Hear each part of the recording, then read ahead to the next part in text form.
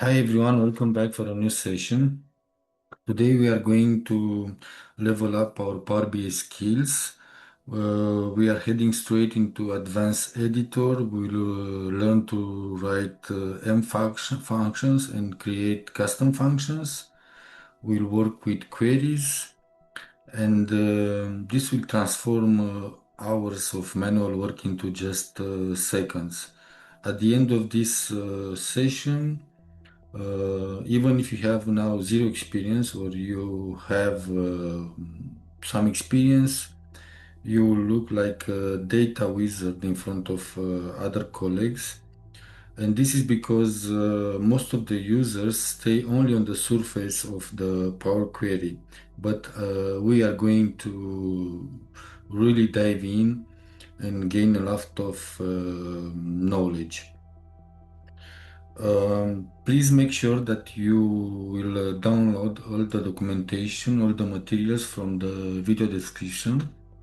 We have several Excel files, we have a list of queries, and we also have the whole tutorial in a PDF file. The session is split in three parts. First part will be about Advanced Editor. We will start with some theory, and then later we will have some examples. The first chapter will be what is Advanced Editor and what is the difference between KRM language and DAX. Then we'll move to the structure and name syntax, and then we will discuss about syntax rules. From here, we will start also to do some examples.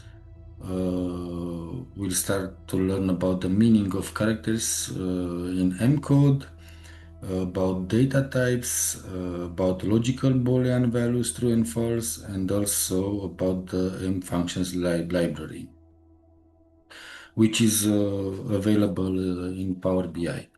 Then we'll move for part two with custom functions. We'll learn about symbols, syntax structures, scenarios laid in, and then we'll invoke functions. In the part three, we will test complex queries. This will be the automation phase. We will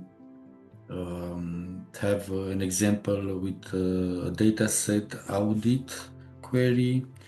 Then second example will be to prepare all our data with just one click. So everything will be prepared only to work with the Power BI dashboard. Then we will move to the third example, the master data stylist, professional casing for Power Query. Then we will work with the data reader that thinks like a human, auto detects US and versus UK data formats, and the last one will be the magic date fixer M function. This is all overall. So we will start first with Advanced Editor.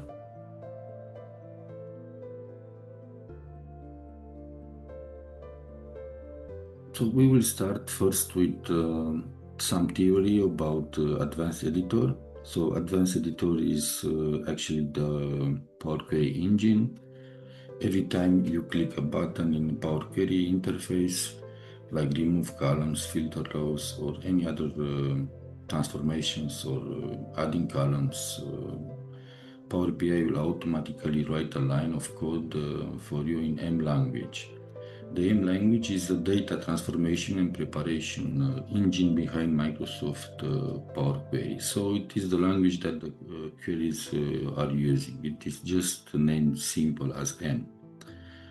The key difference between M and DAX, while both are core to Power BI, they serve different purposes. Power Query, M language, used for data ingestion and cleaning. It runs before the data is loaded into the model.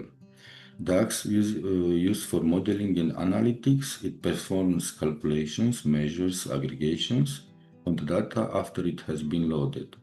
The advanced editor lets you see and modify this source code. It is essential for auditing, fixing errors, and writing custom reusable logic. We will learn this during this course. How to access it? You can go on Transform Data, Home tab, Advanced Editor. Or you can go in Transform Data, View, and then Advanced Editor. And then a window will just pop out with the Advanced Editor and all the coded lines in M language. We move forward for the structure and the syntax will made crystal clear. So, excuse me. So whenever we open the Advanced Editor, we will have the query name somewhere in this side. And then we will see always that it starts with let statement and with in statement. And in between let and in, we will see some lines codes. By default, Power Query will add for each variable name a hashtag and then some codes, and it will close also with codes. So this is actually used when we have spaces between description of the variables. Otherwise, you don't need the hashtag and the codes. If the name would be simply without space in between. And then we have equal sign function, a function that comes from M language. And this will be the first step. You will see that every time when you load an Excel file or you take another file into your Power BI, you will see the first variable name source. And then it will go like promote headers and so on. But we will see an example very soon. So this will be the first line. As you can see, in each line code, we see the previous variable name inside the function. So actually it calls the line to code, it will call the first variable, the third line it will call the second variable, and so on. After in statement, we will see a variable which will be called. In this example, we have the last variable. Usually we will see the last variable, but it's not mandatory. We can call whatever variable we want and we'll see the status of our query until there. So for example, if I would call only variable name 2, here I will see only the result of the first two lines from my query. Overall, just think about let and in as two blocks. The first one would be let inputs block, and the second will be just an output. Overall, the late statements will be where you define your steps, variables, and sequence transformation steps. And the in statement will specifies the final output, which variable to return, only one variable, usually the last one. And the last thing that I would like to say is if you look at every end of the line, code line, you'll see a comma except the last one. So that's the rule. The last line will be without comma. Okay, let's move forward. And we'll go now to discuss about the syntax rules. It is case sensitive M language. Table select rows with capital letters. It's different from table select rows without first capital letters. If you don't use the right one, you will just get an error. How we'll know which is the right one? You will see later very easily. The line separation, each transformation step usually occupies its own line for readability. So that's normal. Commas, every line in the let section must end with a comma except for the very last step before the in keyword. We just discussed this. Variable names, standard names, no spaces, we can write it like this. Names with spaces must be enclosed in quotes and prefixed with a hashtag. Example here. Comments. We can put comments in a single line with 2 slashes, and then we can add our comment. So the advanced editor will not process anything. It will take just as a text line. And for multi-line, we can use slash, asterisk. We put our comment and we close it asterisk and slash. Key value types, list defined with curly brackets, like here. Records defined with square brackets, for example, ID equal to 1, comma, name to data. So these are the columns, ID and name, and these are the values inside the columns. Tables, typically created using functions like hashtag table or imported from external sources. We will do some examples. So we will start first with the first example.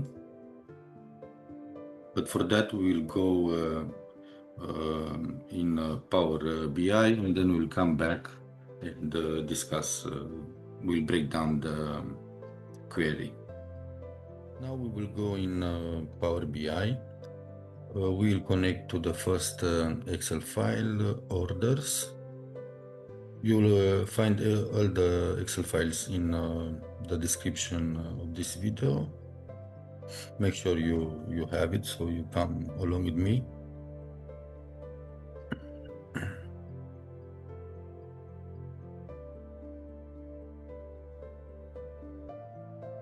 So we click on orders and just transform data. Once we do that, we will just go directly in Power Query Editor.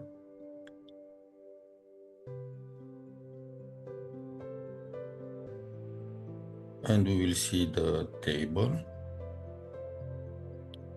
As you can see, I did nothing, only just to take my Excel file into Power BI.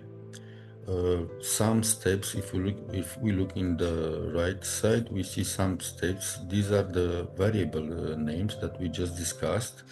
They are by default created by the application. In the left side panel, we see the name of the Excel file, and here we have our table. Now, let's say that I want to delete the first column, so I'll click right and remove, and watch here in the right side that a new line with a variable will be automatically added. So I click on remove. So we see now a new variable name, and the second thing that I want to do is just to transform from digits to whole number. So I will just click here on the unit price and choose whole number. And you can see another line here, changes type 1. Now to access the advanced editor, we just need to click view, and we have here the advanced editor. Once we click on advanced editor, a new window will pop out. We see the name of the query of our table, orders, and we see the 2 statements, let and in, and all the codes. Until here, everything was until change type, including change type, was already written by the application by default, and then the last 2 steps are the ones that we just did. So I'm just clicking done, and we go back to just discuss line by line every code. So we have it here. Okay, we have now the first example, first query. So we have the name of the source. First is the name of the variable. We have 2 functions, Excel workbook and also file contents, and then we have 2 parameters. The nested function file contents, it will just fetch our orders table. Inside has the link. It will take it as a binary file because the transfer is much faster. A binary file is like a file with only zeros and 1. So bytes zeros and one, and just to have a clue, it is looking something like that. Zeros one, zeros one. The whole, imagine the whole file is like this, and then we have a second function, Excel workbook. This will transform the binary file into a table that can be read by the Power Query. And we have then two parameters. Null means don't take the headers of my table and don't promote them. And true means take everything which is in the file, like don't take any range of data, take everything. And this is how the Power Query makes sure that takes everything which is in our file. Then we have the orders sheet variable, and we have the function source. It tells take from source everything like the item orders, our table, the sheet, and also the data from inside. The third line is promote headers. It has the function table promote headers, and you can see now the initial variable is inside the function. And now in this case, it will just, with the parameter true, it will just promote the headers of our table. And we have next change type variable. This will use table transform column types. It will take the initial variable, and then between curly brackets, the outer ones, we have the whole table, and the curly brackets inside are just taking every column name and define the type data which should be in each column. All the steps, as you can see, until here and on change type were actually written by default by Power Query when we just uploaded our file. And then, as you remember, we did two actions. We just removed one column. So the line code is here, table remove columns. We can see the the previous variable inside the function, and we can see the name of the column that we just deleted. And the last variable name, we change the type. We have the table transform column types function, and inside we have the previous variable name, and then we have the table with the column units price, and we see the new type data, which is integer, which means whole number, and before it was the decimal. So this is how it looks like. We will see about data type later. We'll discuss about this, and in the in block, in the output, we will see the last variable name called. So as you can see, functions are having capital letter first. So this is the way we need to use them in Power Query. Now I would like to make just a small update. So we have discussed about what is Advanced Editor. I'll make it green. We have discussed about the structure and M syntax. We'll make it green. And now we are moving to syntax rules. So let's go forward.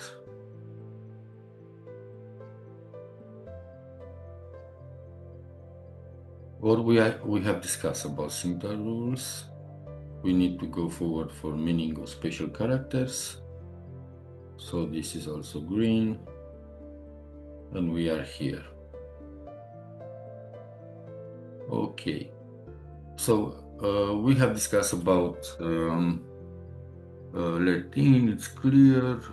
About hash, we also discussed, so it can be used and when we before the variable names, when we have spaces, or for in case of dates or times, we can use hashtag.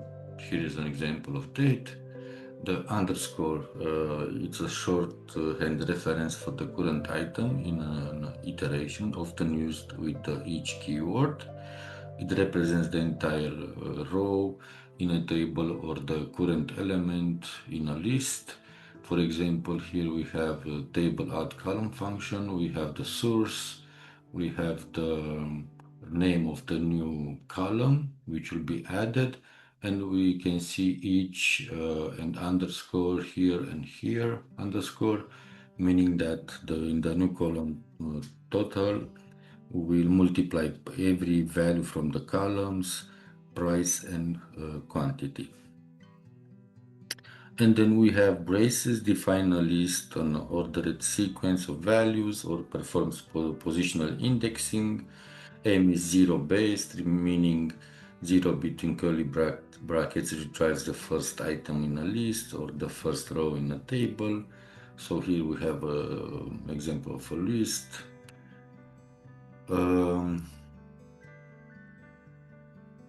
We have brackets, defines the record of set of files or identifies a specific column in a table. Brackets are the primary way to drill down into specific data points or define row level data. So here you have an example. We have between square brackets the name of the column and then the value in the column, and here we have also second column status, and we have the text active. Here we have an example of the source. This is the name of the table, and here we have the column name, sales amount. So you'll see like this in queries. We also have parentheses we use to pass arguments into functions. An example here, function text upper hello. Also, the parentheses are used for custom functions. We will learn this in the next, in part 2 of this video. Then we have the sign equal and greater goes to, this means goes to, the operator used to define a custom function. It separates parameters from the function body, used for reusable logic such as a custom currency converter or data clean routing. These are only just some examples, but we will dive in custom functions later. We have here an example, price tags. We have two parameters inside, and these will be used in this formula. So it will be the sign equal and greater means goes to this. This is the body of the function. It will take the price, multiply it 1 plus the tax. So depending what values we have here, it will do the computation. Double slash used to write a single line comment for documentation, and is ampersand used for concatenation, joining two text strings or combining lists and tables. Okay, with that I think we finished this chapter, so we'll make it green and we'll move forward. And let's see what we have. Now we have an example. Let's make this example. For this, we need to go in our query list and copy the example 2, and we will paste it in Advanced Editor, and we will see the output as it is here. Hello, Alex. So for that, I'm going here in the query list of queries. I will copy just like that. I make sure that I take all the text, Control C, and now I'm going in Power BI. I already just did it, but I'm going to do it again. So first thing we need to do, we need to add a blank query. So we can right click here anywhere in this blank space, and we can say new query, and then we click blank query. Or the second option would be go in home, new source, and then you can click on blank query. So either way, it's fine. After we do that, we need to go in view and advanced editor, or we can go from home, directly clear in advanced editor, or we go in view, and we also have the advanced editor here. Now I'm just deleting this, and I will paste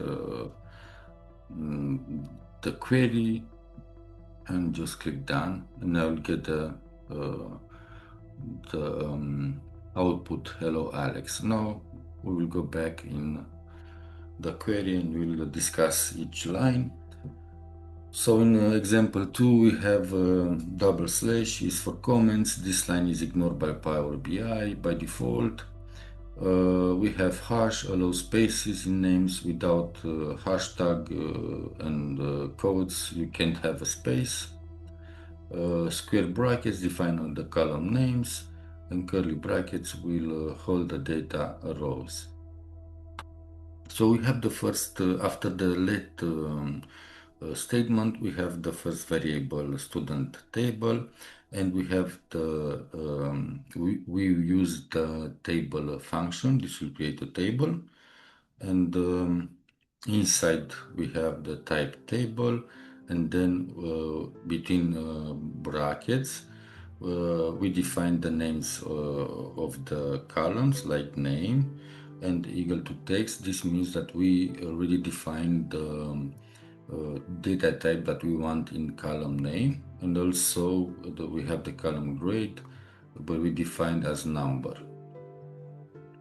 So then we say comma, and we have to curly brackets. The outer ones will define our table like rows. So we have then the first row, we have Alex and value 95, meaning that Alex will be in column name and 95 will be in column grade, and similar for Maria and 88.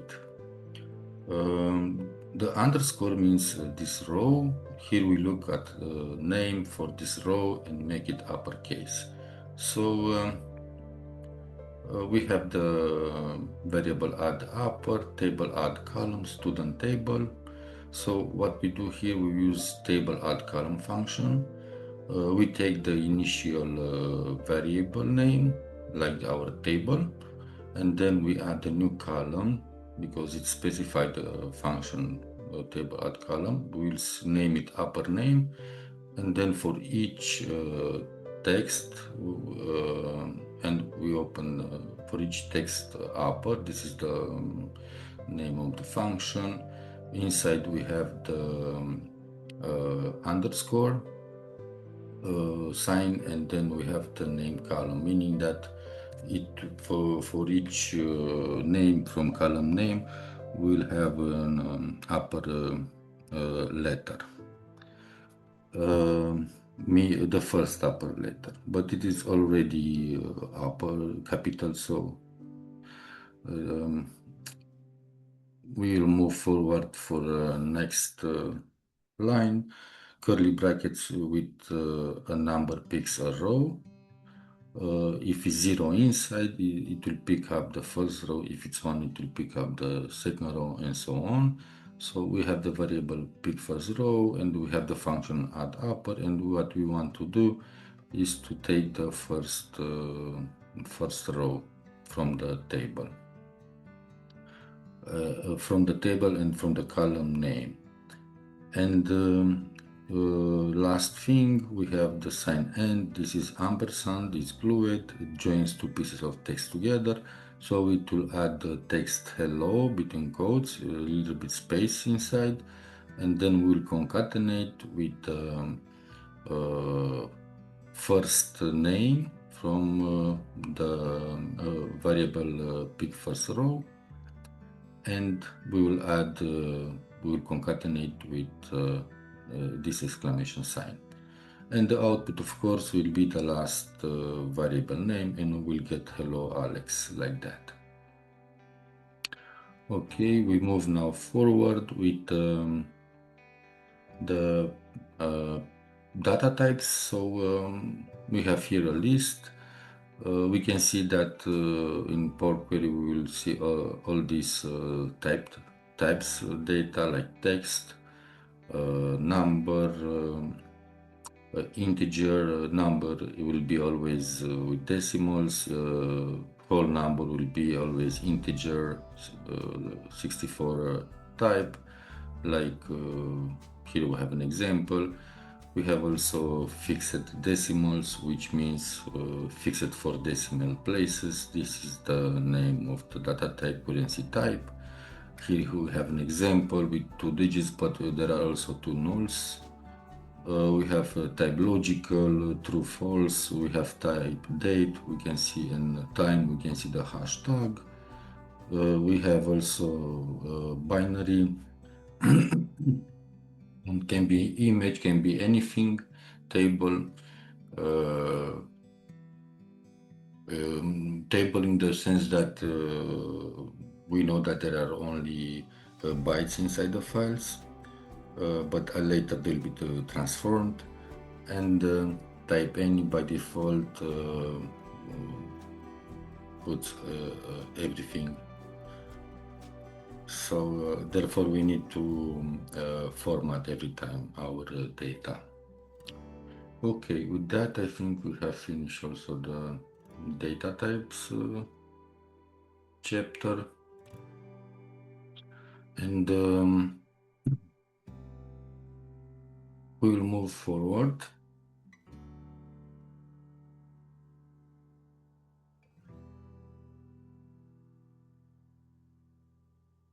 We also have 2 examples, example 3 and example 4. In the first one, we'll create a simple table with 4 columns, and in the second one, we'll create a table where the last column contains a list of items.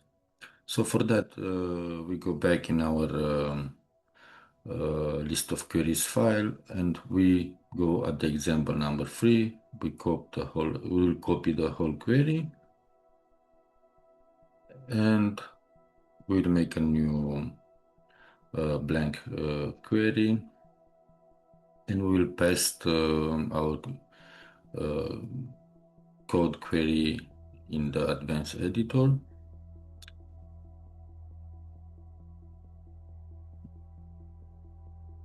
So I'll just overwrite this and click done.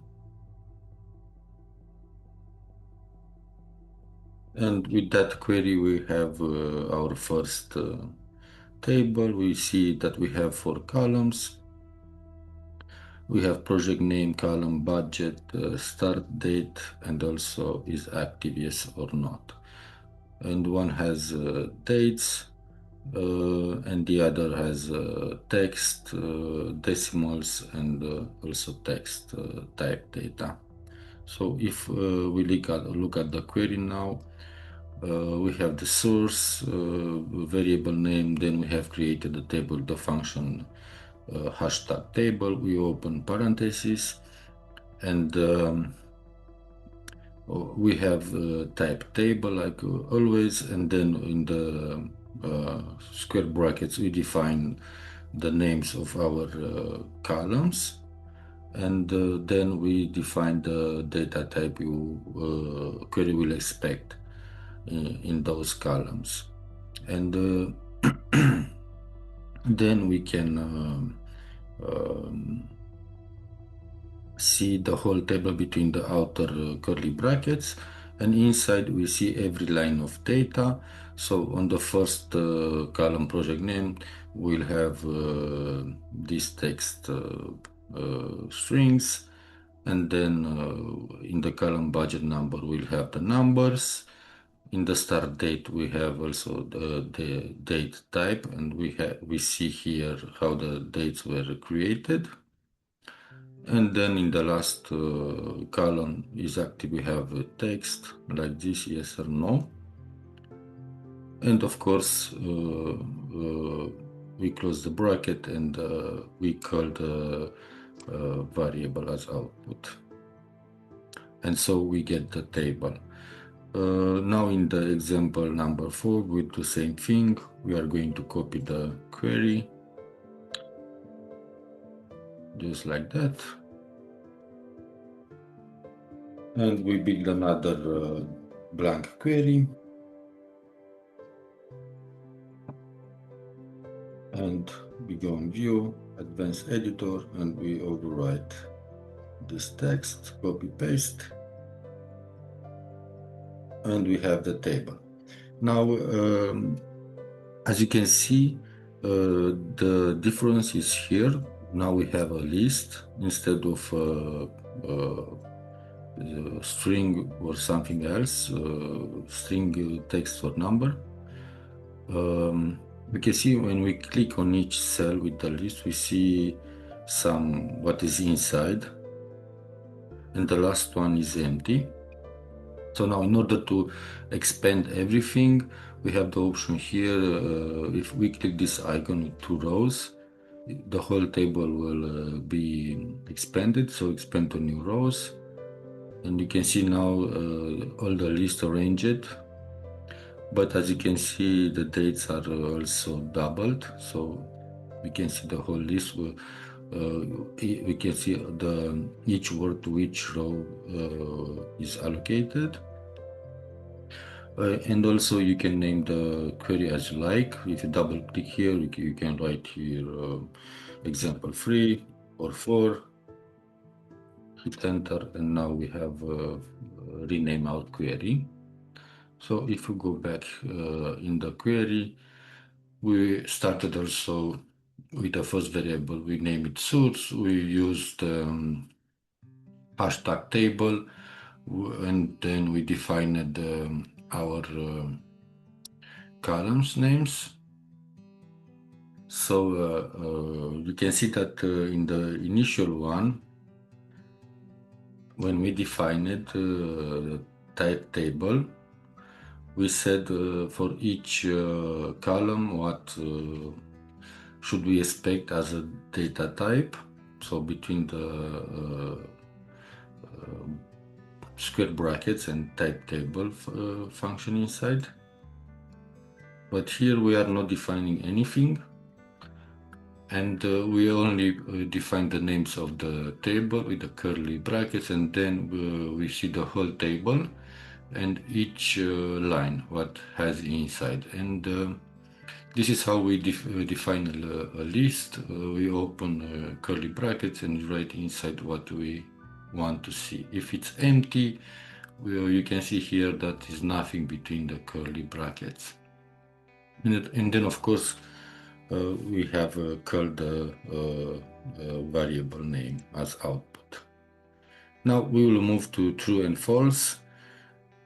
In Power Query M, true and false appear frequently because they are the engine behind every decision the computer makes.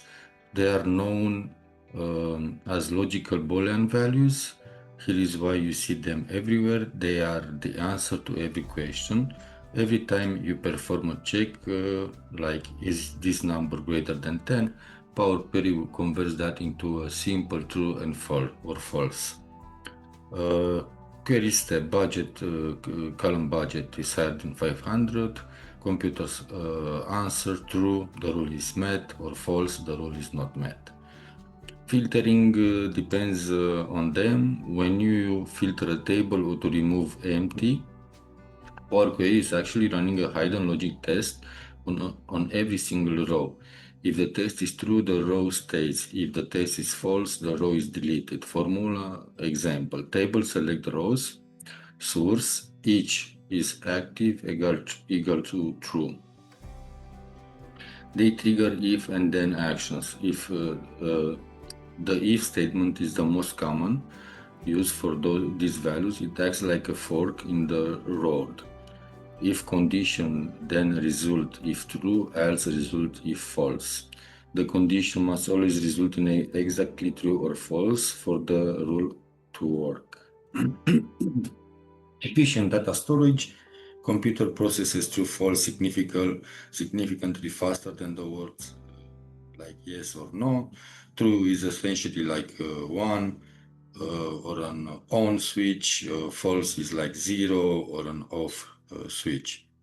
By keeping data as logical values, your Power BI reports and Excel models run faster and use less memory, combining multiple rules. If you see them in complex queries because they allow you to combine rules using and on or is active means true and is urgent equals to true. This lets the computer that both switches must be on before it performs an action.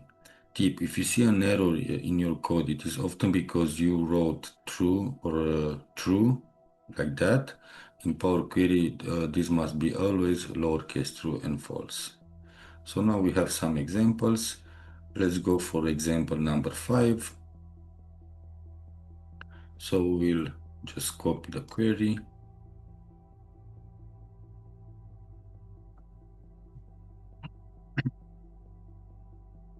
We make a blank query. Go in View Advanced Editor, and we just paste here our query and done. And now what we see here is a table with just 3 lines, and we see a score, and also if passed, the outcome is using Boolean logics like true and false, and then it's when it's true, it's giving us a comment like great job. When it's false, this is good, saying try again. So let's see what was the condition behind. So this query creates a list of students and their exam scores. For example, it starts with building a table. We have student and score columns, and we have 3 rows, names and the scores of each person. Then in the next line, use true false logic to decide if they pass. So it starts with the variable add status, table add column function. We take the table, and then it adds a new column like pass, and each if score is higher or equal to 50, then true, else false. So actually what it does, it checks the values from column score, 95, 40, and 75. And if it's equal or higher than 50, it will give us the true outcome, else will give us the false. Next line is add comment variable. We use the function table add column. We call the previous variable name, and then we add a new column named comment. And now each if passed, then great job, else try again. Now you may ask, how does it know which is true and which is false? It knows because it is here already created the column, and it has the condition, so you don't have to specify now each true or false. You'll know it. And then we have the outcome will be just the last variable name, add comment, and we'll get the table. Now let's move to example number 6. Now we go with the example number 6. We go back in our list of queries. We copy the whole query like this, and we'll just make a new blank query.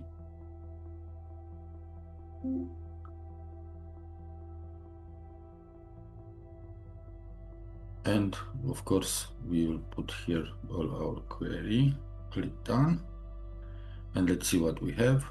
So we have a table with 3 columns. We have email subject column with some texts, and then we have priority column with Boolean logical constants, true and false, and then we have the deadline, 1 hour, 24 hours. So as you can see, when it's true, we have 1 hour. When it's false, we have by default 24 hours. So here is the logic. So let's just break down the query. So we make the first variable or table with one column email subject, and then we have 3 rows. So we have first row urgent server down, then meeting tomorrow, and support request. And for the second line code, we have this comment: check if the subject contains urgent, return true or false. So we have the variable check urgent, then we have the table add column function. We invoke, we call the previous variable, which is our table with one column. And then we say for each text contains, we look in the column email subject for the word urgent, for this specific name, description urgent. And in the next line, use that true false value to set a deadline. So now we are going to use the outcome of the first condition. So of course, when we say each text contains, and we look for the word urgent, it will check every line, and if it is it will find, it will say true. If it will not find it, it will give false. And then in the third line, we create a new variable, set deadline, and we say we use same function, table add column. We call the previous variable name, check urgent. We create a new column, and we say each if is priority, then 1 hour, else 24 hours. So what it does, it checks for the true and false, and then if it's true, it will give us the outcome 1 hour. If it's false, it will give us 24 hours. And then of course we have the outcome of set deadline. And that's the whole logic for this query. We move now for the example 7. And as usually, we copy the query. And if you don't want to create a new blank query, you can already, if you need just to select the query that you want to replace, and you go in Advanced Editor and you just overwrite everything. And we have a new table now, new query. We see only one row, but we see something different here. We see that the column is also filtered by true, meaning that inside is also false constant. And then we have a project column phase 1. We have a due date 1st January, and we have true. Now let's see the logic behind. So in example 7, we have today date, so it is 17 January. We have a second variable source. We create a table with 2 columns, project and due date, and we have below 2 rows. We have for project column phase 1 and phase 2, and for due date column we have 1st January and 1st February. In the next line code, we have what we do. We use table add column as a function. We call the previous variable. We create a new column date with overdue, and we check. We say each due date is less than today. This is what we check. So this will give true and false. So what it doesn't mean, we want to see if we are overdue with some with the project faces, but of course we are overdue with the first one because the due date should have been 1st January, but now we are in 17th January, so it means that this is becoming like urgent. So therefore it will give a true outcome in this condition. And now what we are doing the last line, keep late only. So we will use table select rows. This is a filtering function. We call the initial variable is overdue, and we say each overdue select true, only true. So meaning that for everything which is in this column, we will select only the outcome true. So therefore we see 1st January in our table here. And that was the logic behind. And of course we call the lastly the keep late only variable. And with that, I think we have finished logical Boolean values true and false. So now we have an overall picture how they are used. And last chapter from the advanced editor will be M functions library. In Power BI, we have also access to a big function library. We can find there all the M functions. We will find descriptions, examples. We can apply them very easily. So all we need to do is to write to create a blank query and then to write eagle hashtag shared, and then we will go in see a lot of functions, a very long list. So we need to write this in the formula bar, and let's just do this. But first of all, I just want to get my first Excel, the orders, because I want also to work to apply one formula from the library and see what it will do to our table. So I'm just connecting to the Excel file. And I should be now prompted with the Power Query editor.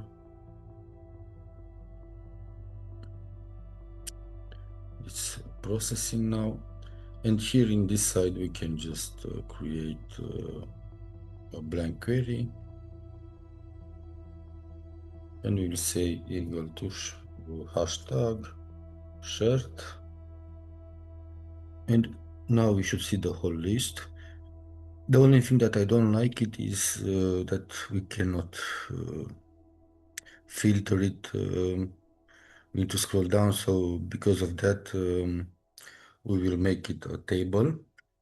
So here is how the list looks like. So as you can see, a lot of functions, and wherever we click in the right side, we'll get some explanations and some examples.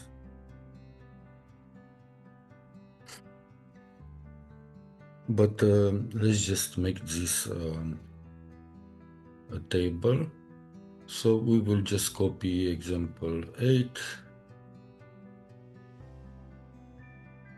and we go in view, advanced editor, and we'll paste this new query.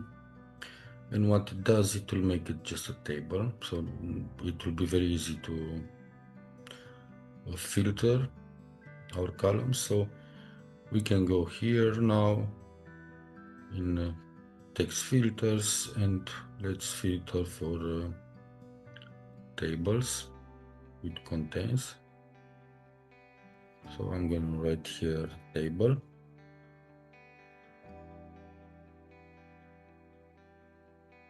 Click OK. And we'll see only the functions with the name table inside. Here it is table alternate rows. If we go on this side, where is the function, we will see a description of the function. We will see the syntax. Then we have what it does. This is a short description. Keeps the initial offset, then alternates taking and skipping the following rows. So depending on how we set these parameters, we will get the output. We will withdraw some lines from the table. And below we have an example. Return the table from the table that starting at the first row, skip one value and then keeps one value. So here is just an example, but as you can see, I need to scroll down to see everything, so which is kind of difficult to see. So what I'm doing, I will just first click on the function just to see it in action. So now I'm just choosing my orders table, and I will set offset 1.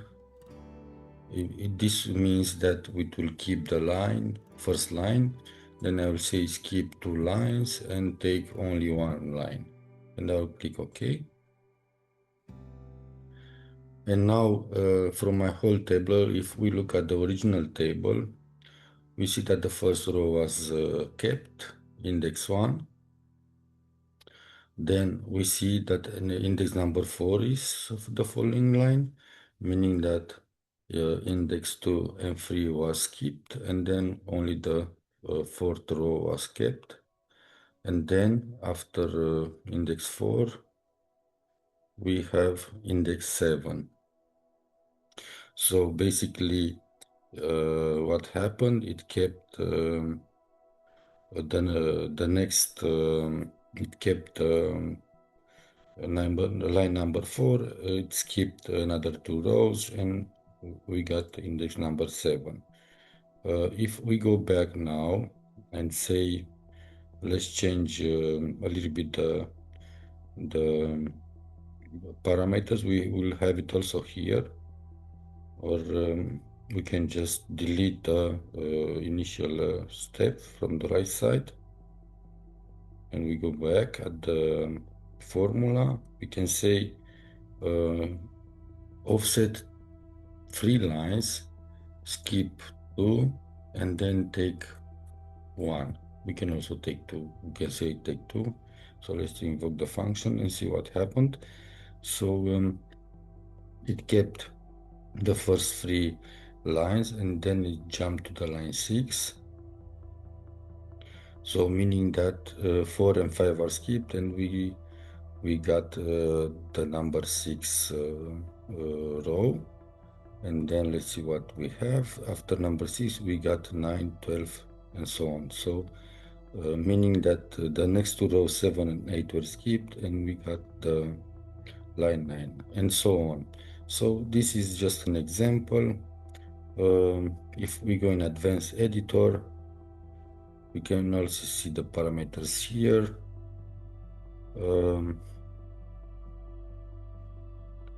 If we go in the initial query, where our list was created, we can see that we have a new line here, filtered rows. This is the name of the variable, and then we have the function table select rows. We have to table, and then for each text contains name, search for table. This was the filtering. So we filter the data after the name table. And then we have the last variable, filtered rows, and we took row number 27, which is basically the function. It should be there. Now if I want to go back, I will just delete the value, and row 27 is here, 28. And that's all about function library. Of course, you can play with this and find a lot of formulas. This was all about Advanced Editor. Now, friends, we need to move to the next part. But before that, we need to make the screen and start with custom functions. And we will start with first with the symbols. Now we will discuss about custom functions and symbols in this chapter. So every function, custom function, starts with an open parenthesis and then inside two parameters, it's separated by a comma. Then we have the sign equal and greater, which means go to, and here we have a function where we do just a sum of x and y. These symbols are used together to define and execute custom functions. Parentheses, these contain the input parameters for a function. If the parentheses are empty, like this one here, it indicates a function that requires no input arguments. And if they contain variables, like here, x and y, those parameters are the inputs the function will process. Goes to arrow, this is the function operator. It separates the input parameters left side from here, from the actual expression or logic that the function will perform on the right side from here. The function body is the actual logic or calculation that happens after you define your parameters. Functionality, it defines exactly how to compute the final value that will be returned when the function is called or invoked. We'll learn this. Variable access, any parameter defined in the parentheses on the left side become variables that you can use inside the body. So actually are two parameters, but they are variables, so they can be changed. Complex and the variable access, any parameter defined in the parentheses on the left side become variables that you can use inside the body. Structure, simple body, a single expression, ag parameter 1 plus parameter 2. Complex body, a letting block that allows you to perform multiple transformation steps before returning a final result. So it can be like a single line, as this as in this example, or it can have let in and inside some M language code. So that is all about the symbols. So let's just make a short update. So we'll make the screen. And now let's go discuss about the syntax structure. So we move forward. So we have the case 1. We have parameter 1, parameter 2. We have here below, just like that, x and y goes to x plus y. Inside we have no data type mentioned, so by default x and y will be as any type.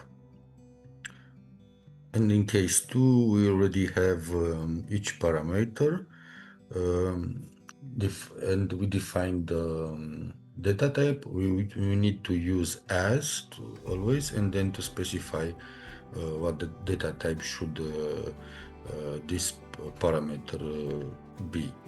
And similar for the second one, the only difference is that in this case we already define the data type for each parameter. You can define multiple parameters with entirely different data types, for example, one text, one number, and one date within the same function. Here you have an example like different data types defined in the for the parameters, but also after the um, after the parameters defining the inputs, we have also defined the outcome as a text. So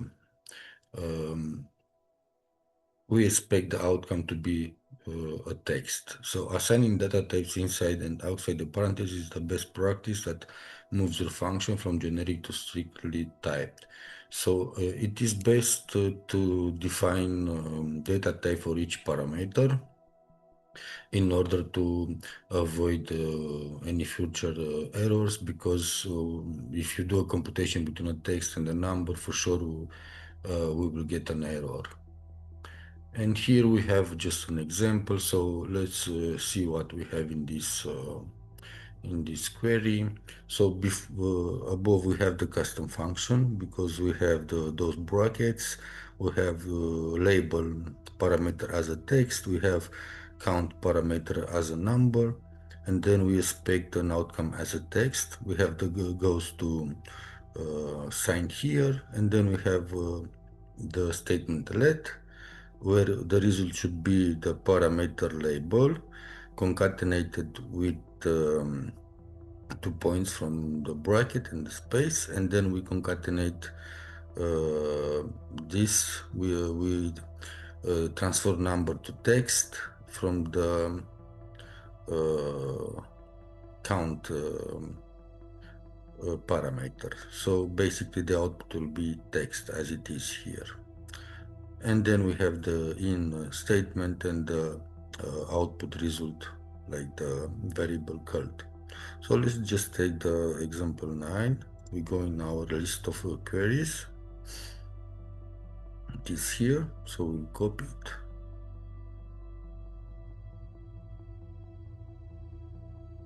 And we will just build a blank query.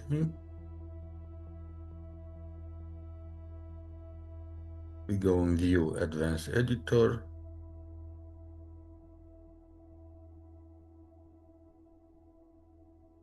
And we paste our query.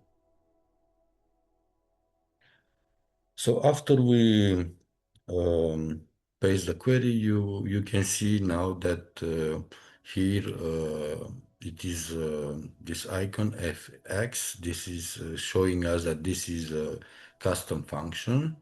It can be renamed very easily. We can say just function. We double click and write there function. Hit enter. And now for the first parameter label, which should be a text, as you can see here, you already see that it should be a text as it was defined in the query. So because we specify that we want the label to be text and the count to be a number, we will already have it here for label text and for count number. So we will say we can give any name we want. So I will say Canada, and then we'll give a number, we'll give 10, and we will just invoke the function. And the output will be Canada 2 points, space, and 10. So we go back. We move for the case 4. In this case, we have everything, still 2 parameters. We also have data type requested because we have used as, and we define what kind of data we want in parameter 1, similar for parameter 2, but the difference is the optional, which appears before the parameter, the second parameter. So an optional parameter allows you to create a function that works even if the user doesn't provide all the inputs. So if we will not give the second parameter, the function will still work. So key rules: by default behavior, if an optional parameter is not specified during invocation, Power Query treats its value as null. Handling nulls. You must include logic like if, then, else to handle cases where the parameter is null. Otherwise, the calculation might break. Ordering. Once you define the one optional parameter, every parameter that to its right must also be marked as optional. And let's just move now with example 10. So we have here an example. We have required the value first parameter as number, then we have an optional parameter bonus value as number, and we have a let-in statement. Just a description here. If the user skips bonus value, M assign it as a null value. So we have the variable name actual bonus. If so, we have the condition here. If bonus value, which is here, equal to null, then 0. Else put the bonus value. So else it will take the number from the bonus value, and the result will be second variable. It will be required value, the first parameter, plus the actual bonus, which is here, and we will call the results. Let's just take the example 10 from our list of queries. I will copy it.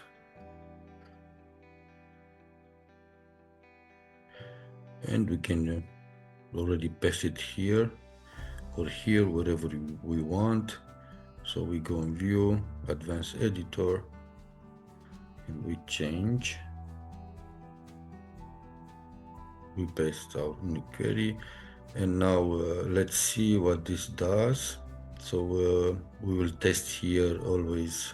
When we have this section, is like we test our function to see if it will work. So we will say required value, let's say 100, and then bonus, let's say 50. And if we invoke, we get the outcome 150.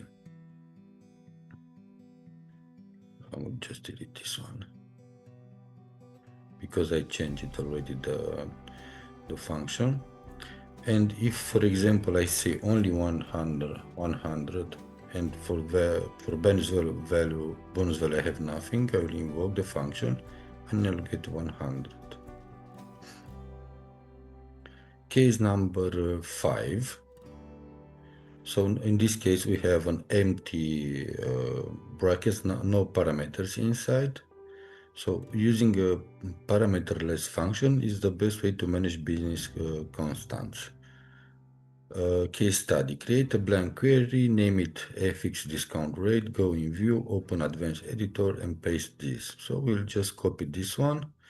We'll write this one because it's not hard. So let's just do this. First of all, I will just delete the other functions, invoke functions. I don't think I will, oh, it works, okay. So now I will just build a new blank query and go in view, advanced editor. I will delete everything which I have here and I will just make like that. The sign goes to, and how much was the value? 0.10. 0.10. I will just close it. Done. And now we will just rename this as, let's say, FX discount rate.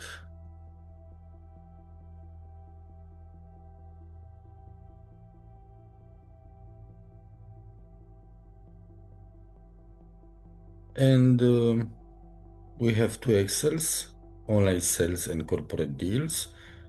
Of course, we may have 10 Excel files, which you will see the advantage immediately. That's how easily we will use the custom function. And you want to calculate discount and final price, etc. Using your custom function will help you to quick change everything if discount rate is changed from 10% to 20% next month. So let's just apply this to to our Excel file. So we take online sales and corporate deals. So we should connect to these two Excel files. So you will find it in the description of this video. So I'm going back in Power BI and I will connect to these Excel files.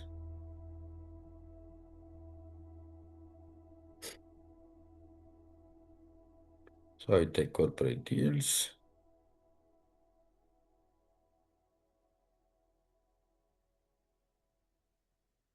These are just some very simple Excel files. You can see that there is only one column.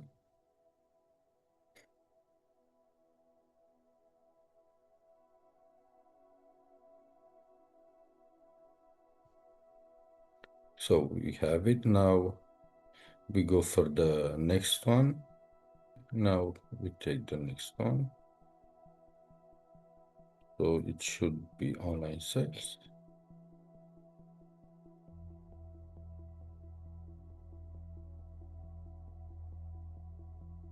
And we say transform.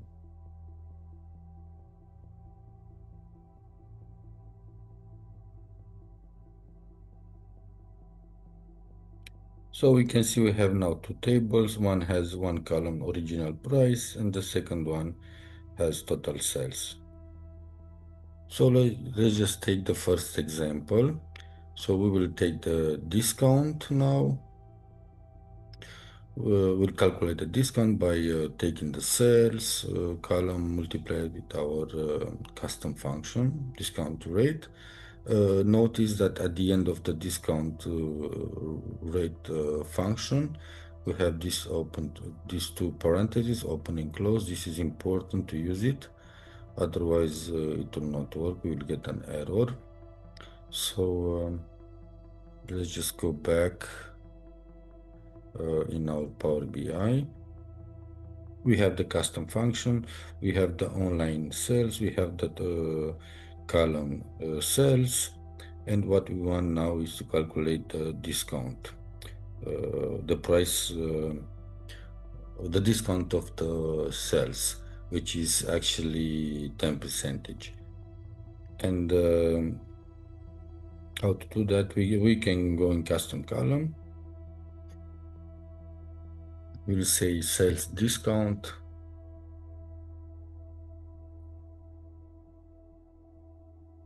And then we will add our total sales column, multiply it with our function fx. The function is already in our drop list. We'll choose it and we'll open and close parentheses and hit enter. OK. And now we have 10% discount from each cell in the left column.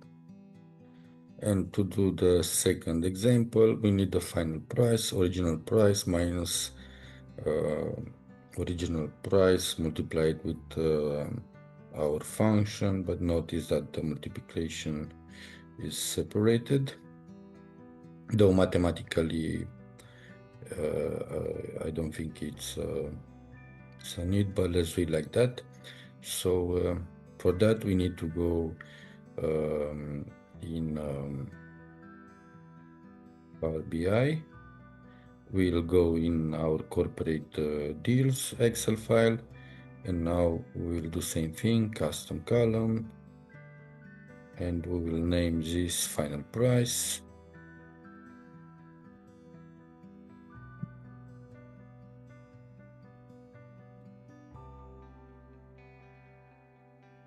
And we'll use our original price column minus original price multiplied the function. So minus original price multiplied with our fx function, discount rate, close parentheses. We need to first apply those empty parentheses, and then we close the final parentheses and click OK. And here is the final price.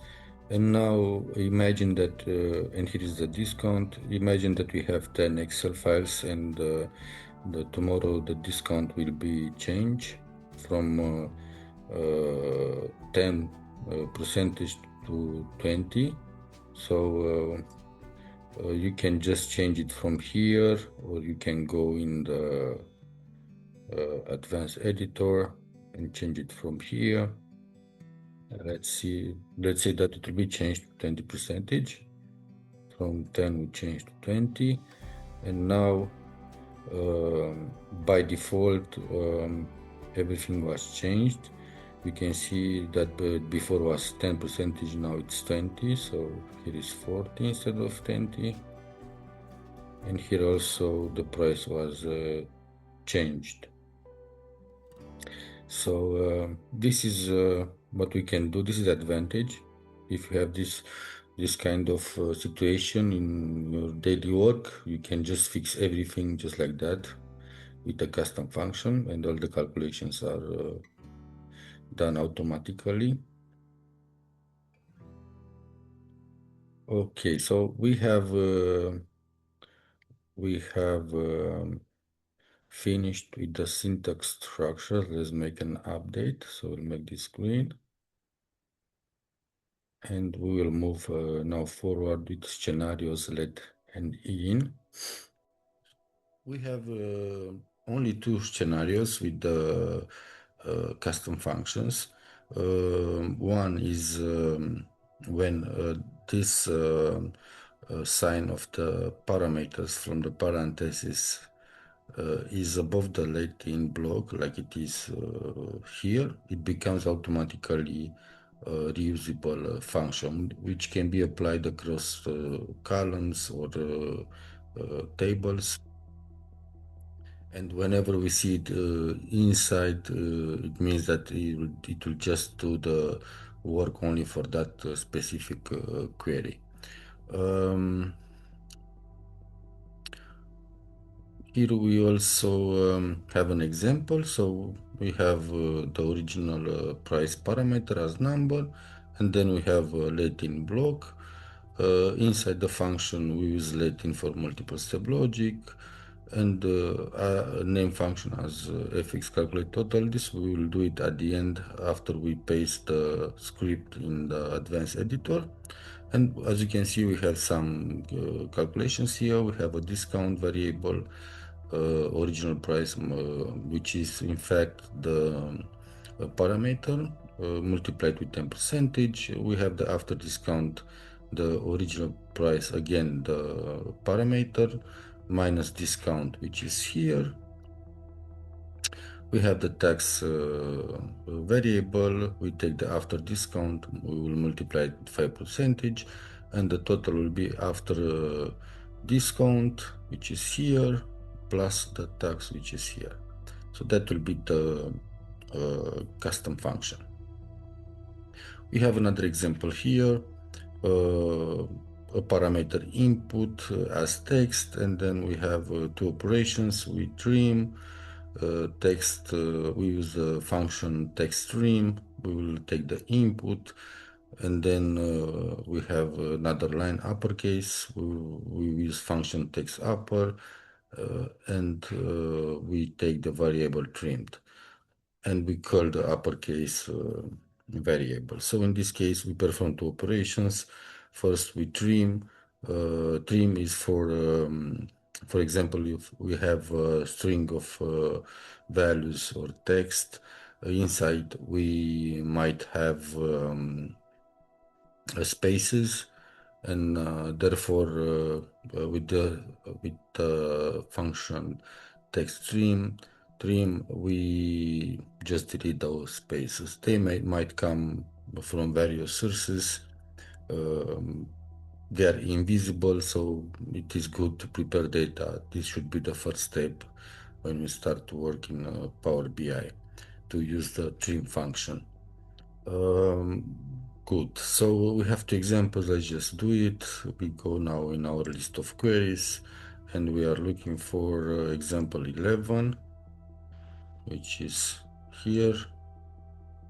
I'm going to copy the script.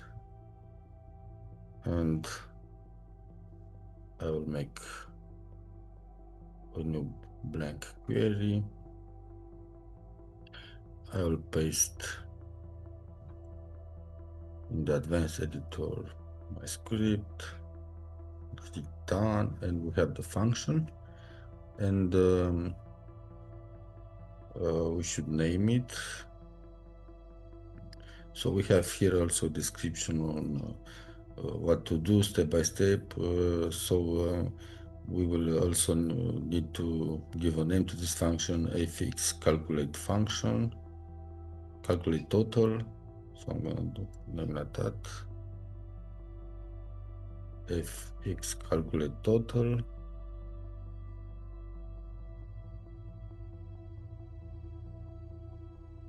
Enter.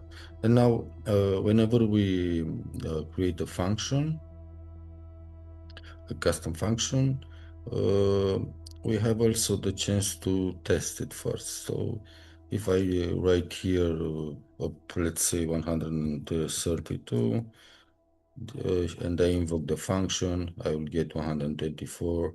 This is basically the logic applied in our function here.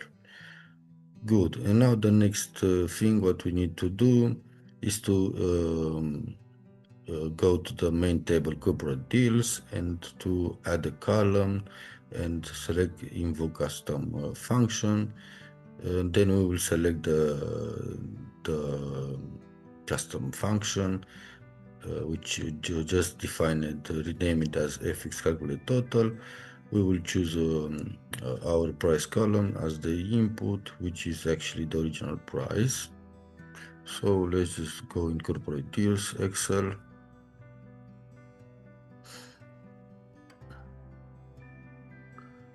And to invoke our function now, I will just delete this example. We just go in add column and then invoke custom function. Here we can say final price. It is the name of the new column, and here we will select our custom function, which is here, and we can see it also here. So we will just select it. Then we are prompted with another option. We need to choose our column, so I'm going to choose the option column name, and from the drop list down I will select the column where I want to invoke my function and to do all the calculations. So I'll click OK, and now basically we have the final price. It is calculated for each value from each cell in column final price. And for the second example, input as text, we go and take example number 12. We'll copy the query and we do same steps, or we can just go override this function. We can go in view, advanced editor, and paste everything over. And now, for example, if we want to test the function, we just need to add here a text. We will say Canada, and if I invoke the function, the text was streamed, and also all the letters are capitals now. So this is the what happened with this query. And we go for the second scenario when our parameters are placed inside the Latin block. So we can see here an example. So the query starts with let, and then we have a code line, and then we have the sign for our custom function. We have line codes inside. We have the in from the custom function. Here might be code lines, and then of course we close the whole query with in, and we will cut the last variable. And in the right side, we have same example as we did before. So same calculations, but notice that the function, the custom function is inside the query, the main query. So we are going to take example number 13.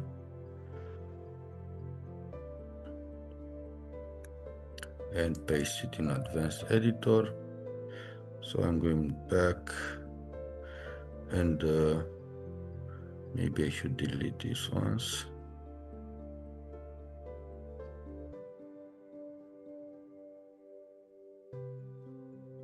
So I'm not allowed to delete it now because the query fx calculate total cannot be deleted because it's being referenced to another query, corporate deals. So it tells me that this is connected with the corporate deals. If I go in corporate deals, I see the column here.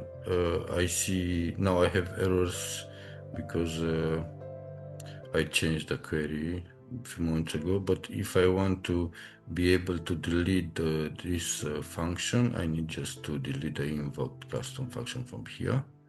And now I can just delete this one. Okay. And now we can just create a new blank query. We'll paste our query example 13.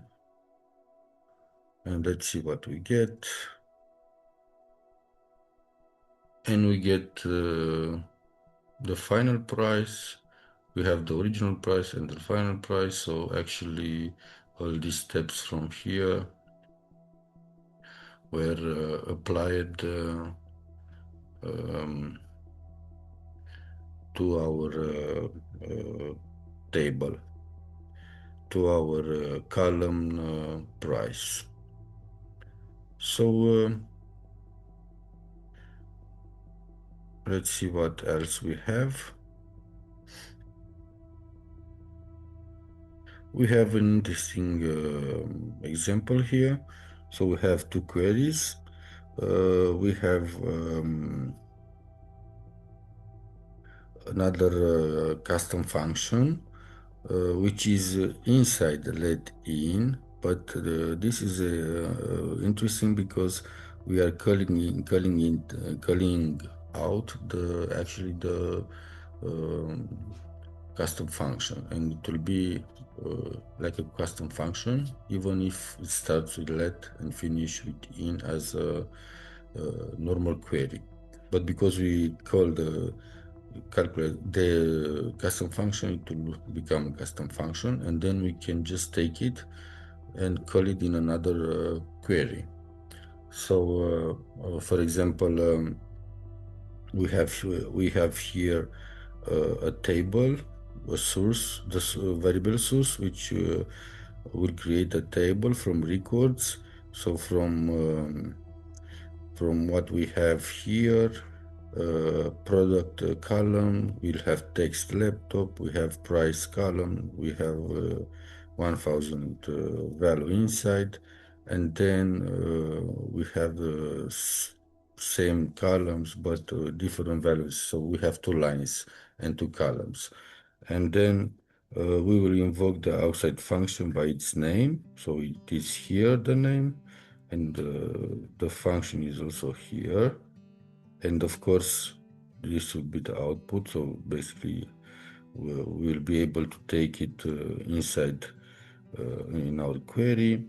And then what it does, it will add a column to our table source, a new column name final price, and for each value from the price column, it will apply our function, meaning that it will apply these two steps, and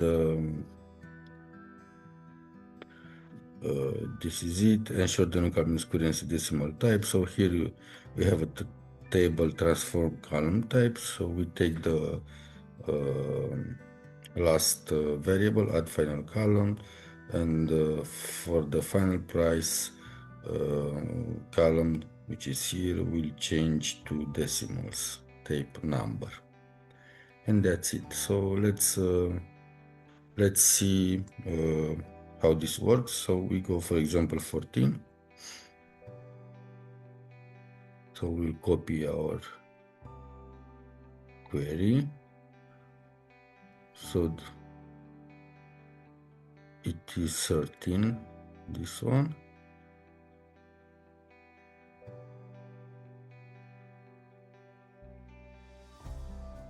We'll build a new blank query.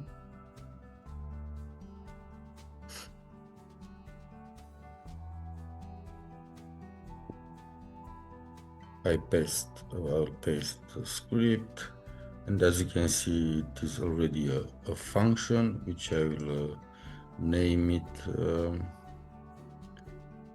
fx calculate net.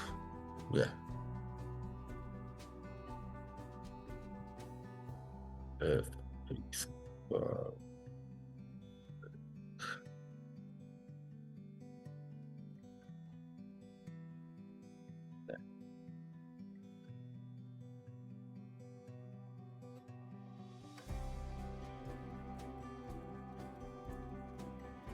and now we press enter, and also we'll take the example 15, which is the query that will call our invoked function, and we do same thing, blank query. We paste the query inside advanced editor, click done, and we have the outcome.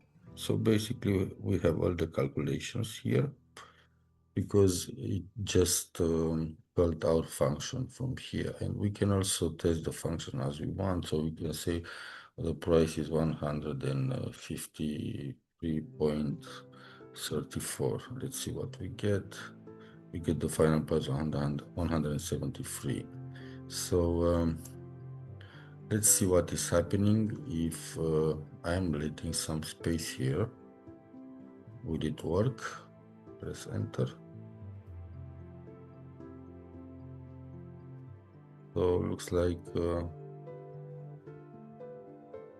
I'm just deleting. This is working.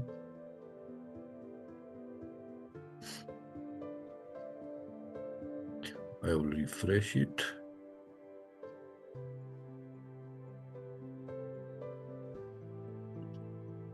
Yeah, it works. Okay. So we have finished this scenarios let-in. Now we are with the invoke functions. In Power BI, we have just did an example, but we are going to also to this and do. I think we are going also to do some examples here. Yeah, one example list. So in Power BI, a simple function can take an input like a number and return a modified result, like that number multiplied by 10 or multiplied to a column of values from a table. So create the function first step. So whenever we want to invoke a function, we need to create first the function. We have seen how to do that. So this example creates a function called multiply by 10. In the Power Query Editor, right click on empty space in the query pane, left side, select the query, blank query, right click in the new query and rename it to multiply by 10. So we'll give the name multiply by 10. Then we go to Home tab and click Advanced Editor. Delete everything in the window and paste this simple code. My value as number. So the my value will be the parameter. and then my var multiply with 10. Click done, you will see the query icon change to a fx symbol. To invoke the function, apply to table. Now we use this function on an existing table of data, such as list of prices. Select table where you want to use the function. Go to add column tab on the ribbon. Click invoke function, custom function, and the window appears that fill out these files. New column name, function query, select multiply by 10 from the drop menu, and my value parameter, choose the column from your table that contains the number you want to multiply. Click OK. A new column name result will appear, showing every number from your original column multiplied by 10. So let's do everything which was written here. So first thing we need to create a custom function, my value as number. So we go in Power BI now. We will just make the new blank query. We go in view, advanced editor, and here we delete what we have and we'll just make a custom function. We'll say my value, and then we say as number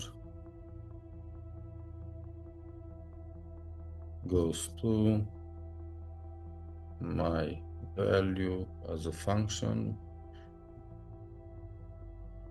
as a parameter, and then we say multiply by 10. Click done, and we can see we can name this function multiplied by 10.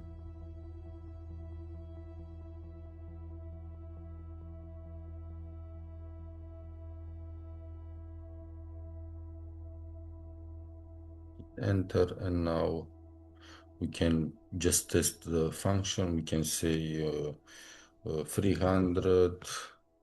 If we invoke the function, we get 3k. So it works, and now we'll just apply it wherever we want. So if we go in online sales, on the column sales, we can say add a column and invoke custom function.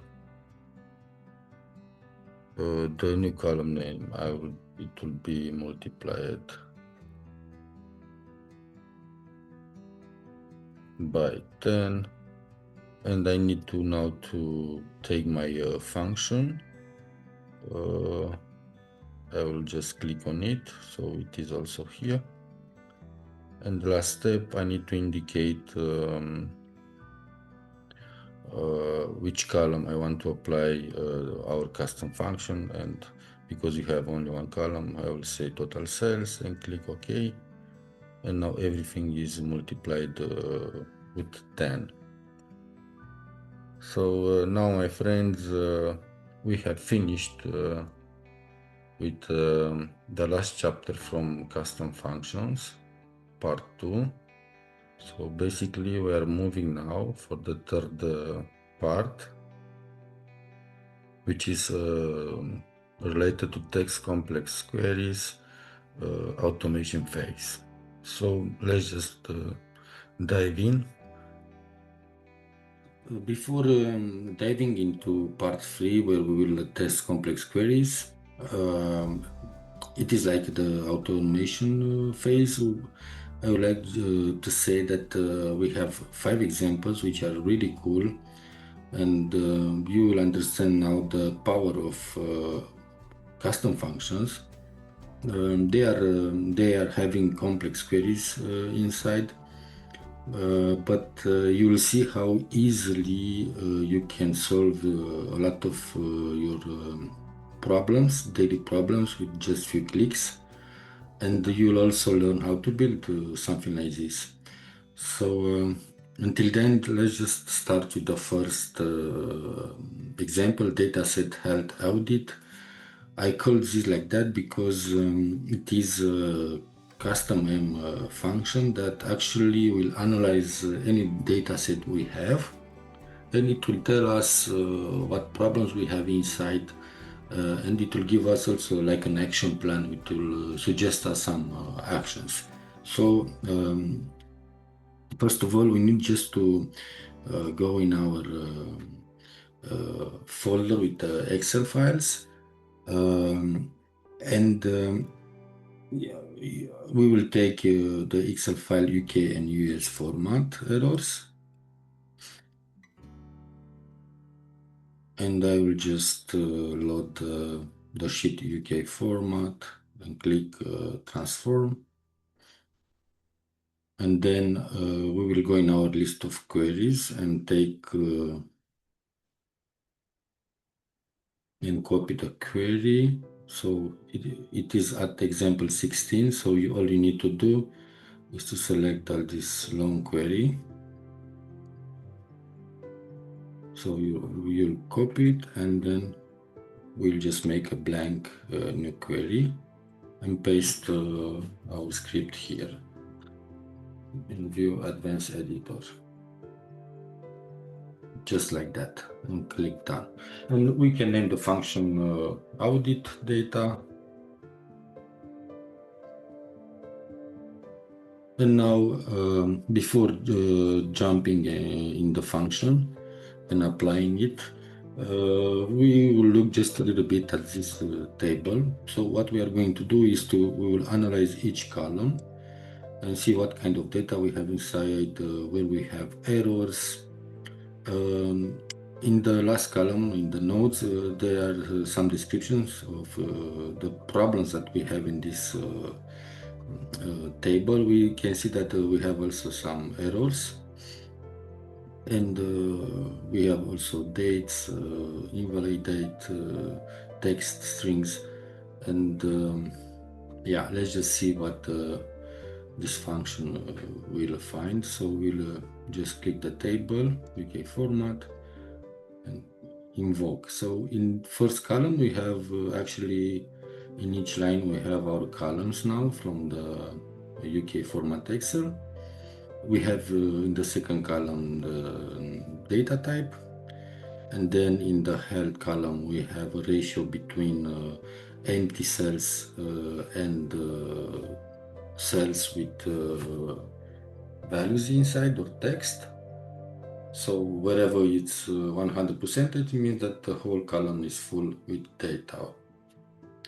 And then we have an error count. So we see that we have two errors on amount column and one error on status. If we check status, we should have one error. If we go back here, so we can see the error, it's hashtag value.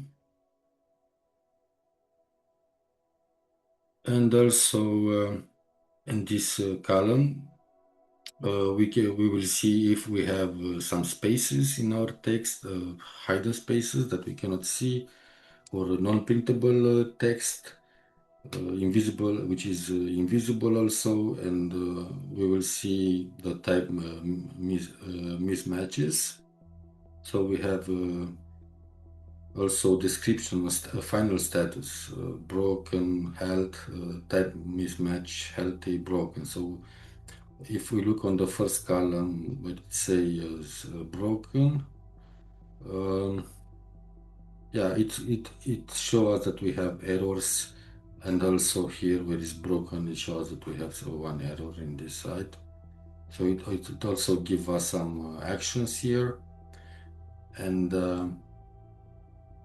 we can also get another example. Let's connect another Excel file where we have some hidden spaces inside the columns. So if we go back in Excel workbook and we take audit Excel file, open,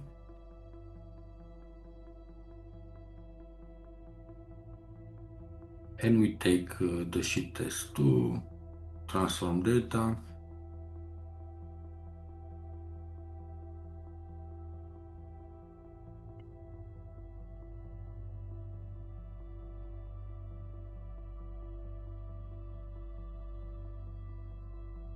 And let's just apply the function and see what we will get. So we have spaces issues first. So it tells us that the equipment column has five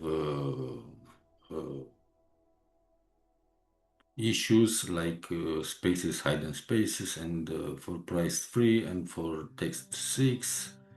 And then it tells us that also the type we have type mismatches, meaning that we have mixed data inside.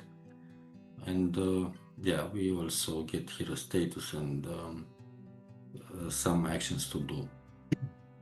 Now, if we look in the Excel file on this text column, if we add a column and we say extract length, we see that we have a lot of spaces before and after. So here it counts everything. So normally we should have 1, 2, 3, 4, 5, 6, 7, 8, 9. We should have 9 characters, but as you can see, we have a lot. So for example, here in this column, we have 1, 2, 3, 4, 5, which is okay, 6. So we have 6 cells with spaces. So let's just check the result. So it is 6. So basically here it tells us how many cells we have in the column text with spaces issues. So that's the real output. And this can be applied to any other Excel data that you have and you want to see what is the actual status, so you can apply this. And this was done also like as you can see as a custom function, so it is universal, you can use it anywhere. This was the first example. Now let's just jump for the second one. So my friends, this is a very cool example. With one click we will do the whole work in terms of transformation for our data set. So it will clean everything, it will format all our columns, it will promote, it will trim everything. Data will be also changed if we want. So if we want to choose US or European regional settings, we can do it very simple. So this is really cool. It will transform hours of our work in just a few seconds. And we will have two examples. One will be with the M function, where we will invoke it and we will apply it to a whole table. And the second will be directly in a query. So we will just change the table instantly without calling the M function. So let's just dive in. So first of all, we need to go and connect to our Excel file. So we will take your UK and US Excel file. We will open it.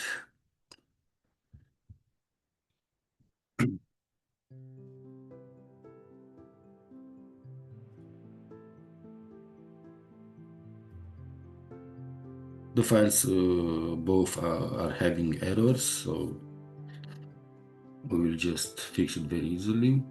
So we take first UK format, click transform.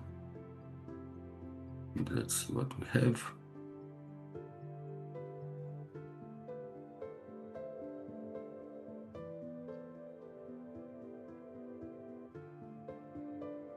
So in the UK format table, we have some errors also.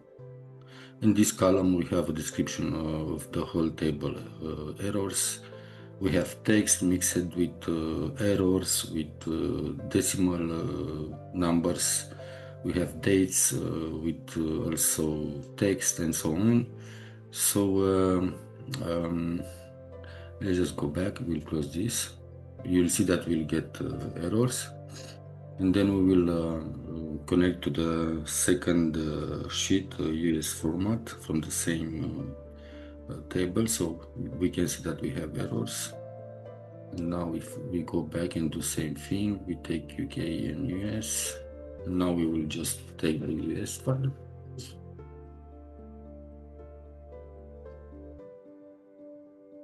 The reason I'm taking two files, the one is in UK format and the other in US, I want to show you how we can fix, how we can choose the language settings and format our tables as we want, so they are different. So first thing, we need to go in our list of queries, and at the example 15, we will just copy the whole query until here. We will just copy it. And like usually, we will do a blank query so that we will have our advanced, our M function, custom function. Something happened. Control C, or let's take it again. Control C, and we'll overwrite this. Control V, click done. And now we have a new function. We can call this how we want. So let's say data preparation. And now in the first field, we will choose which table we want to apply our custom function. We'll take first UK format, and then since it comes from UK, we will choose the region English Great Britain here. And this third option, it's, as you can see here, rows to skip. So if we would have had 100 maybe, or maybe less empty lines before our table, we need just to specify here from where we want to start with analyzing of our data, because by default the custom function it takes the first 100 rows and decides which kind of data type we have in our table. So let's do this from the beginning. So we can format, we take English Great Britain, here we let empty, and we click invoke. So just with one click, you can see that all the errors have disappeared. Everything is clean, so we can just start and work in our Power BI dashboard.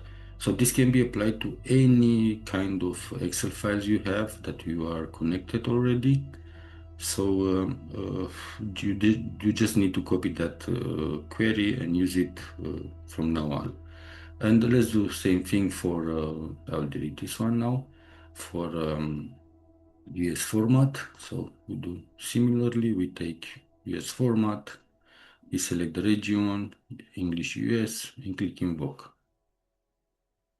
And just like magic, everything is clean and prepared for work now. Let's try now. If you don't want to create every time to duplicate your original database, then you need to include, you need to call our custom function directly in the query of the table. So we will do this. So we go back again in our list of queries, and we scroll down, and we see here also at the 15 example, right?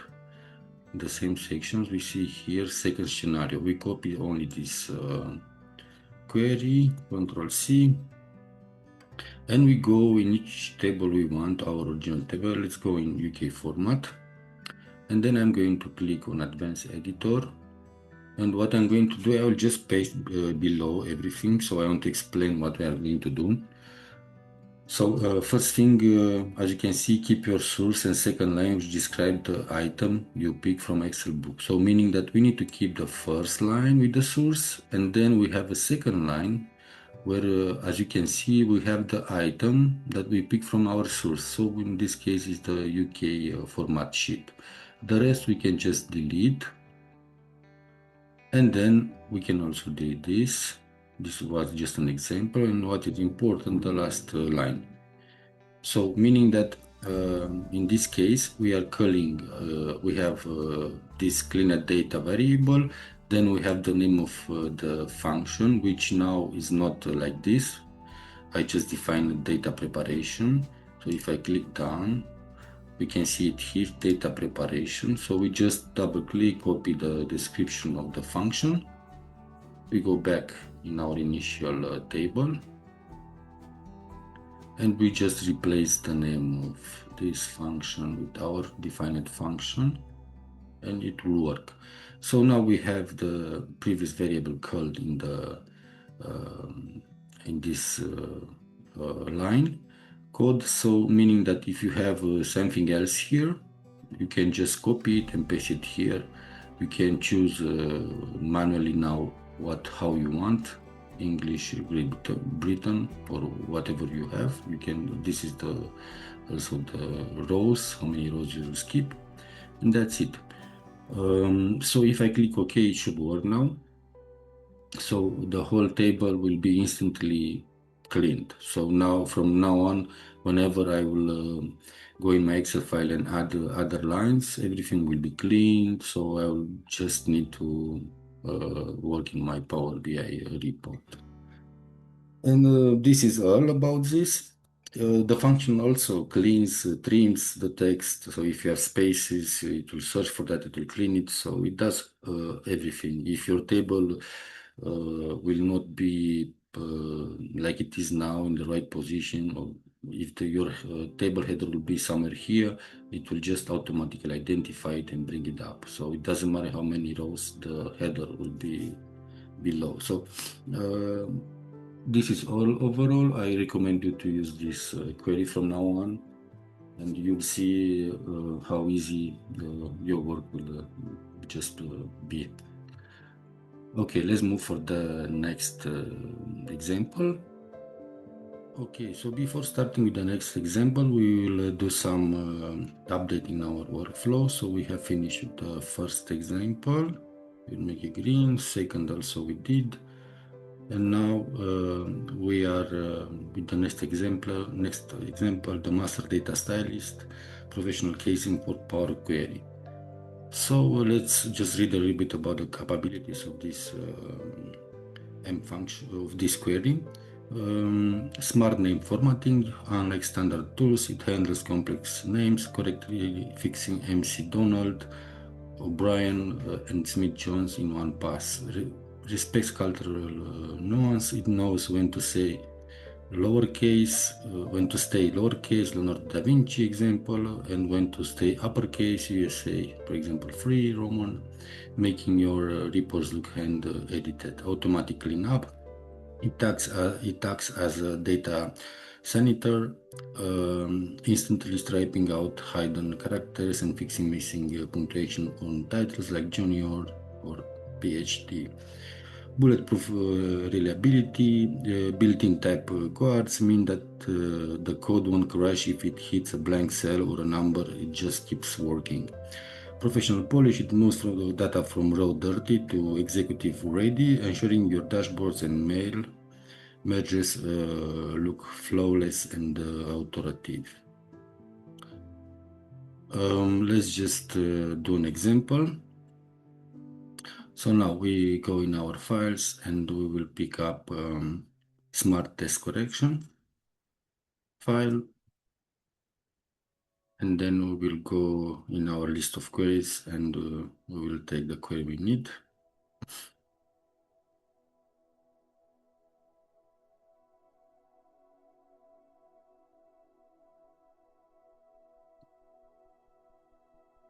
It will process, take some time until we take the file. So we have here this sheet, complex text, transform data, and let's see what we have.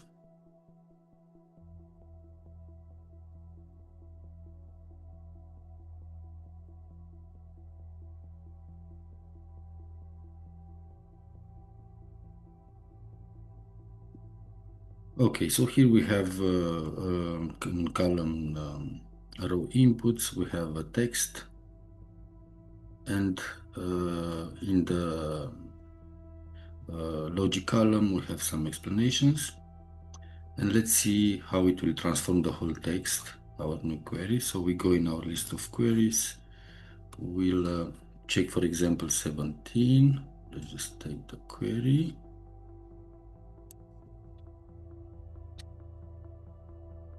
And as usually, we make a blank query.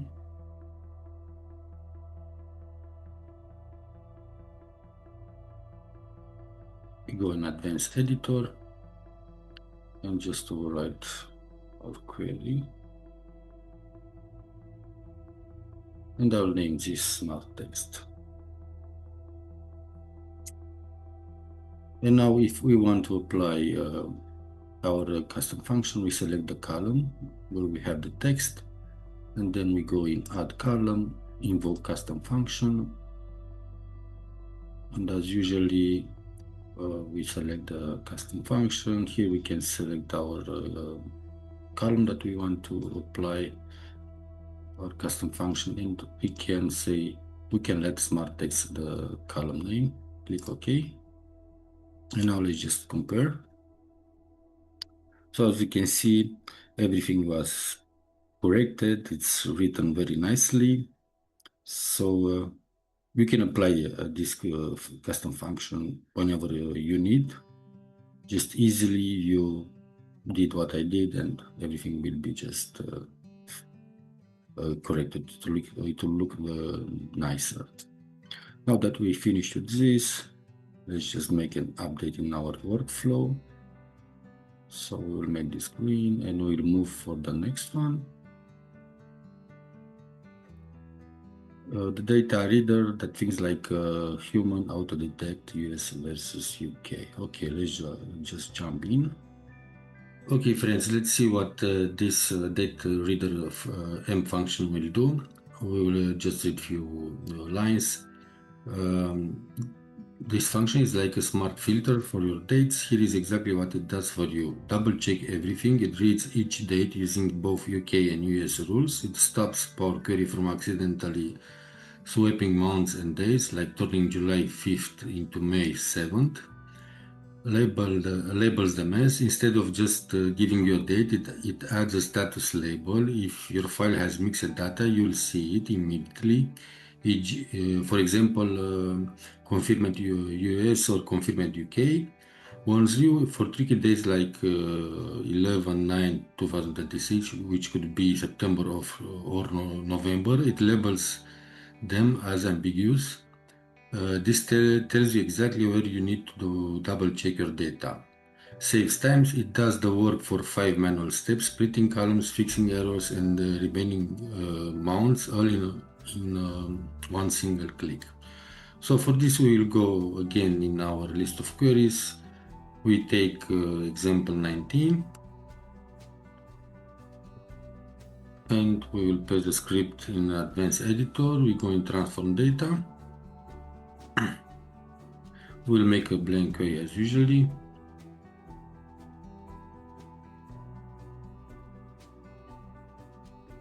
Blank query, and now we can just paste our script.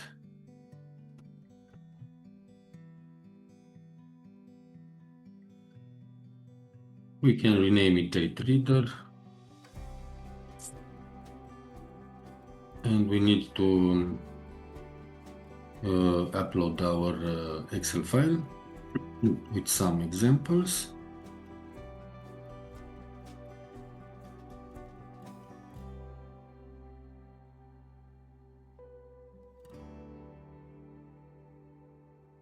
And we look for date reader Excel file.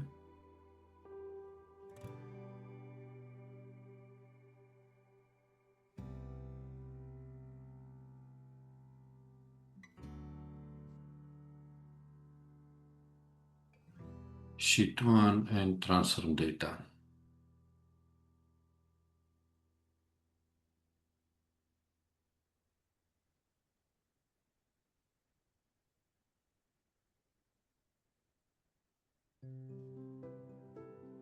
And now we can, on the column input date, we have all our dates. Now we can invoke our custom function, and we'll go in add column, invoke custom function. And we can name this date. And we choose our custom function, date reader. Excuse me, and we choose the column input date. Click OK. And now if we put the columns one beside the other, we can see that 1st May is ambiguous because both UK and US are valid, 1st May and 5th January. UK is checked first. That's by default, so it is also mentioning ambiguous against UK.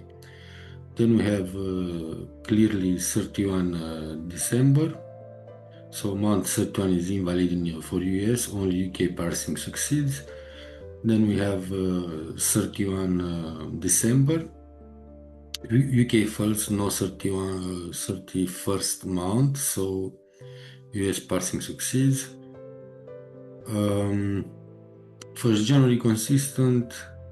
Here we don't have a date, check format. Here also check format. We have 13/13/2026.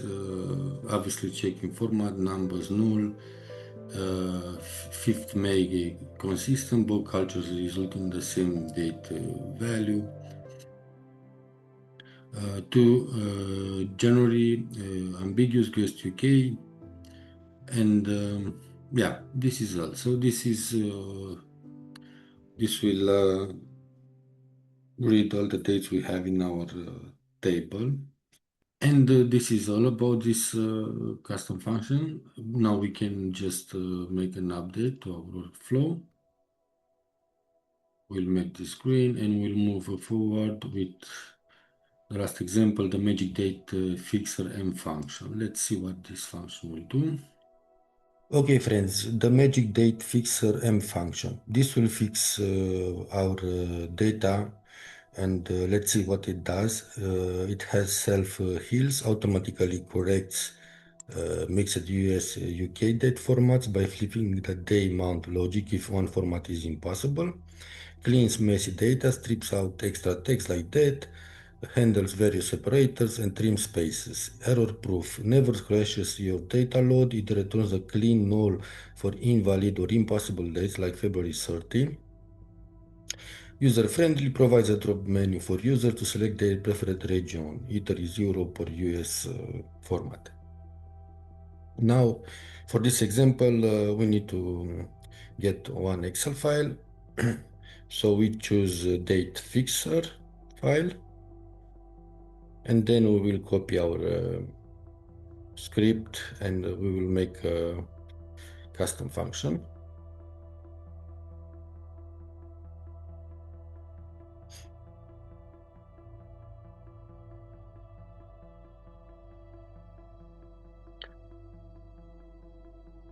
Let's see the table.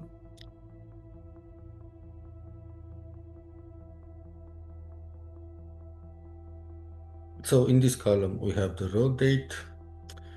We have some dates. In the target correction, we see what are the problems technically, and let's see how everything is fixed with this M function. We have here a description, first line 15/01/2026, Great Britain, expected region should result in January 2026, should result in January 15, 2026, US format and test digits, year 20 and happens inside, and lots of things, but let's see how the function will work. And for that we go and copy our last example script, example 18.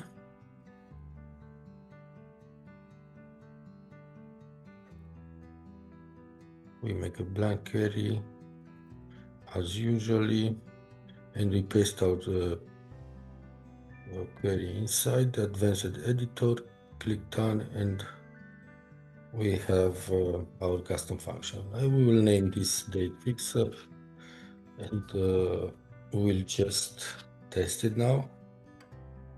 And here we can write, let's say 6/5/2026, and we ask to be the date to be read as region Great Britain, so European regional settings, and it should be May, right? 6 May. Let's see. 6 May, that's correct. And if we do same thing, and we say now to read this as an US format, it will be July, right? June, 6 June, which is correct because the initial one was May, right? Okay, so it means that the function works. And now we will apply it to our column row date. We will add column, invoke custom function, and we will say date fixer. And we want this to be, we'll add our query, and we want this to be US, for example, right? Let's see what it does.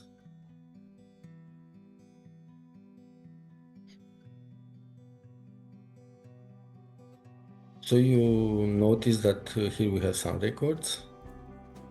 In each cell we have full date and description, and if you want to expand the columns, we will get also the description of the date, like mount description. So you can see that everything was clean, nice and clean. So it works.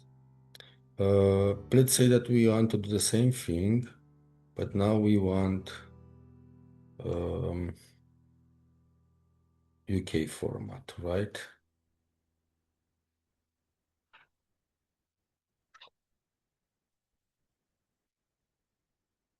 We do similar steps, and we want UK.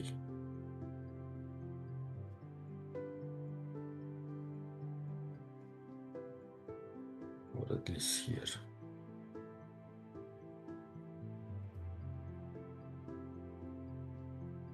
And we have it.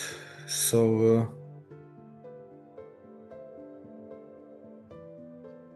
I think it's pretty impressive, right?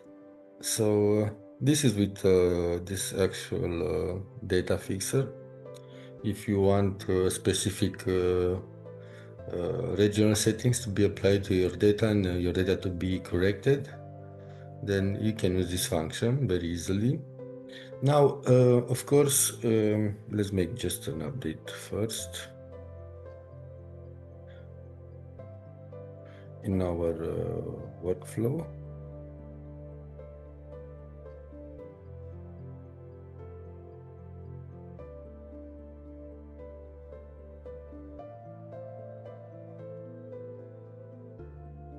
So, my friends, with this we have finished the last example, and now we'll do some practical things.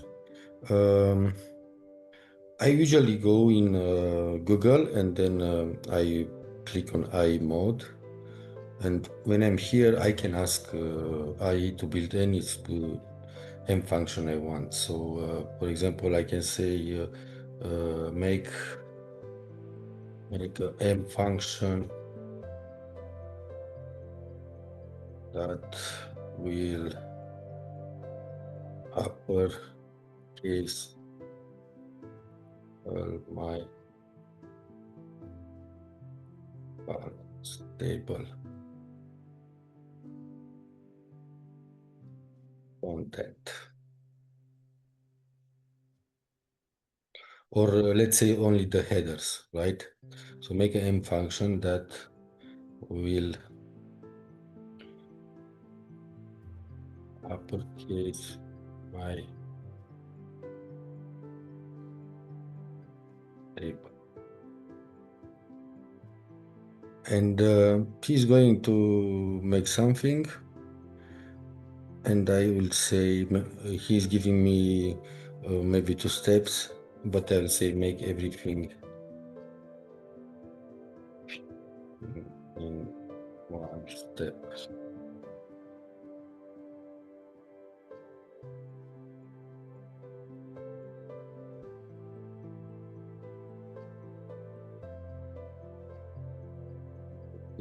M function.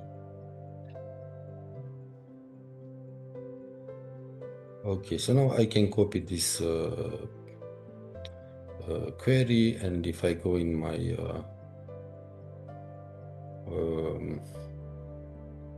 Power BI, I can just make a blank query and paste that script inside.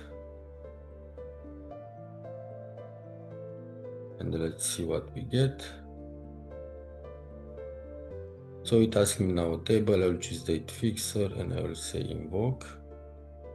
And as you can see, all my text now was uppercase with capitals. So this is just the way I build everything. Of course, you can do whatever you want. You can copy even your actual query, paste it here and say improve it, make it better, add something, this and that. And it will make it for you. And whenever you'll copy it from here and you'll paste it in your Power BI, Power Query Editor, you'll get sometimes some errors. You'll need only to copy that error and you come back here in the IE mode and say, I got this error, please fix it. And it will make it for you. So you'll have to taste it whenever will be the case until it gets as you want. And yeah, this is it overall. So just like that, very simple. You can do almost anything you want. I mean, there are no limits. So whatever you need, you can ask IE to build it. If you don't like this Google IE, you can try Copilot. So if you write Copilot for Power BI, the online version, this is the online version. You can say same thing. Build me some. Oh, just a moment. It's trying to verify if I'm a robot or not, or something like that. The idea is that you can use it, but it is good, but to me, it looks like more efficient Google IE. So you can ask whatever you want, explain function, and in Power Query, or you can ask to build your NEM function or query. So you can see how easily it works. And it's up to you how you like. You can use this one or you can use Google IE. So my friends, this was all. If you liked this video, please subscribe to my channel. That will be very helpful. Thank you very much for watching my video, and I wish you all the best. Goodbye, see you next time.